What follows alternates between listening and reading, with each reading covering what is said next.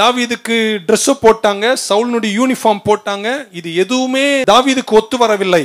எத்தனை பேருக்கு தெரியும் இன்னொருத்தர் வேலையை நம்ம செய்யவே முடியாது? ஆமேன், ஆமேன் சொல்லிடுங்க. பார்த்தேன், என் வேலையை தான் நான் செய்ய முடியும், நான் இன்னொருத்தராக மாறவே முடியாது. என் பேஷன், என் கனவு, என் தரிசனம் என்று நம்ம பேஷனை தான் நம்ம ஃபாலோ பண்ணணும். நீங்க காலையில் எழும்பும்போது இதுதான் என் வேலை என்று அதன் மேல் உங்களுக்கு ஒரு ஏக்கம் இருக்குன்னா அது உங்க பேஷன். ஆமேன்.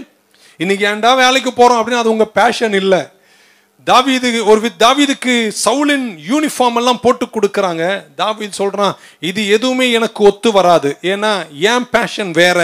நமக்கும் நம்முடைய வாழ்க்கையில எல்லாருடைய பேஷனும் நம்ம பேஷனா இருக்கக்கூடாது.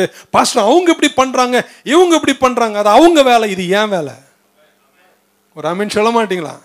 எல்லாரும் மாதிரி ஜெராக்ஸ் காப்பி அடிப்பதற்கு கர்த்தர் நம்மளை வைக்கல. ஆமேன். ஸோ நம்மளா இருக்கணும், அவங்க அவங்களா இருக்கட்டும், நீங்களா இருங்க. உங்களுக்கு கர்த்தர் கொடுத்த கனவு, பேஷன், தரிசனம் என்னவோ அதை நீங்கள் நிறைவேற்றுங்கள். ஆமேன். உங்க பர்பஸ்ல நீங்க நிற்க வேண்டும். ஆமேன்.